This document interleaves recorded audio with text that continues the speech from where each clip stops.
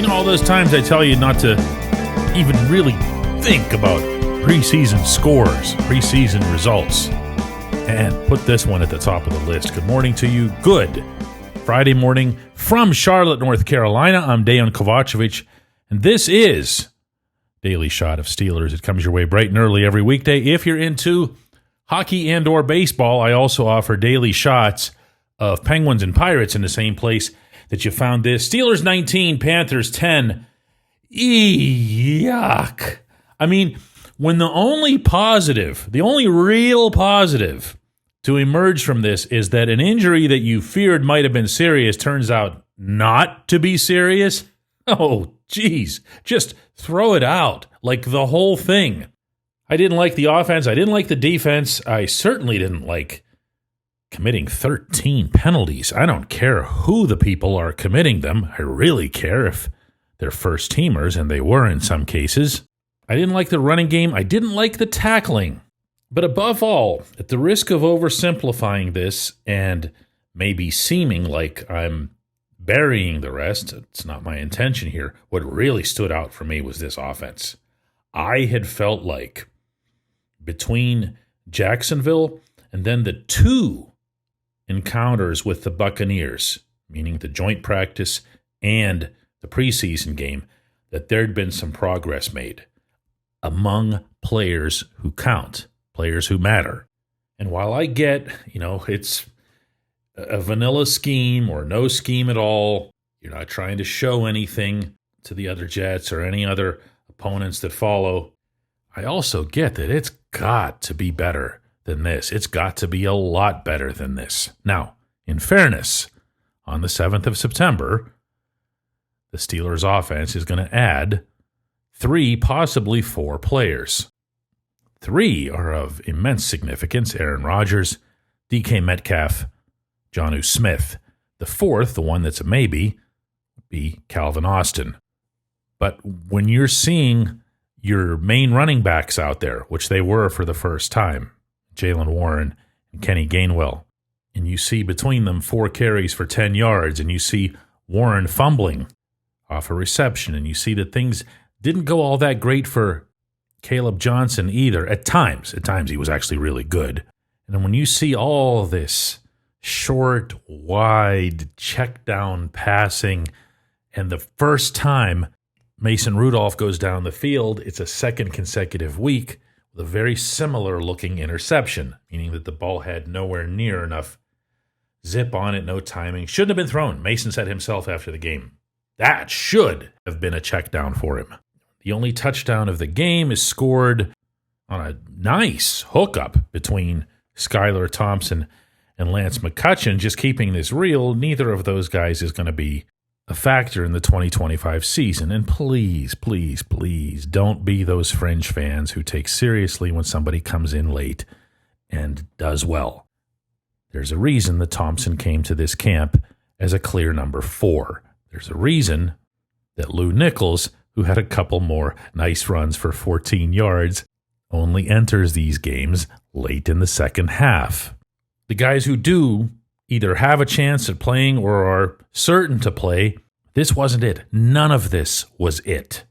And I'm even going to include the offensive line, and here's why. I saw things that I liked. I talked to 3 of the 4 starting offensive linemen who participated in this game, and they all felt pretty good about it. Not in some BS kind of way. They all felt like there was a good, healthy push on some plays, that the protection was there, but nothing really seemed to come together over a quarter and change. There was no trace of rhythm or swagger or variance, and yes, I'm going to say it the second time, they're not emptying their playbook out here. They're barely opening it. But the things that I saw going wrong, they were more about execution than they were about either team's lack of schematics. And I'm sorry, but that's got me looking forward to the real opener in a way that I hadn't been hoping to look forward to it. Meaning, like, let's see what this actually feels like to have all of these guys out there, and yes, to have Rodgers out there orchestrating it. He wasn't alone. The offensive guys didn't seem to be put off by this in any way. And you know what? I mean, good for them. They've got 17 days to figure this out. They've got 17 days to build up confidence in some other setting, meaning a practice setting. But yeah, right now, I'm not liking this. I really felt like, especially if you were going to put more of your regulars on the field, as I'd been kind of anticipating you might have picked up on over the last couple of episodes that the Steelers would do, more guys like Freiermuth, like Warren, like Gainwell, that we'd have seen, if not necessarily a stride forward, at least not a stride backward. And this really felt like that. When we come back, J1Q.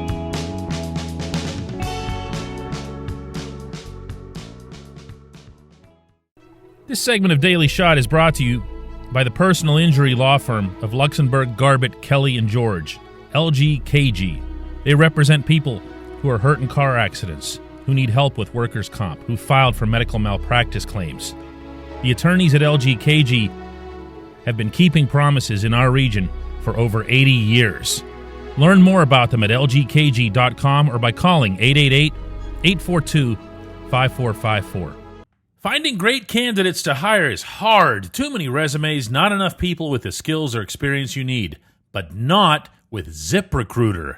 ZipRecruiter finds amazing candidates for you fast. And right now, you can try it for free at ZipRecruiter.com/audio. After you post your job, their smart matching technology starts showing you qualified people right away. Also, ZipRecruiter lets you connect with top candidates ASAP. You can use their pre-written invite to apply message to reach out to your favorites and encourage them to apply sooner.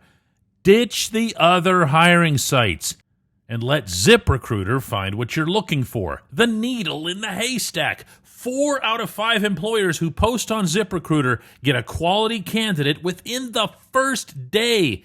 Try it for free at this exclusive web address, ZipRecruiter.com/audio. Again, that's ZipRecruiter.com/audio. ZipRecruiter, the smartest way to hire.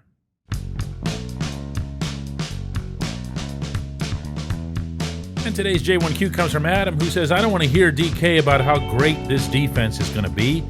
They sucked in this game against the backups of Carolina. Not impressed at all. Wow. Pathetic performance. All we've heard is how great it's going to be. I don't see it. I haven't seen it yet.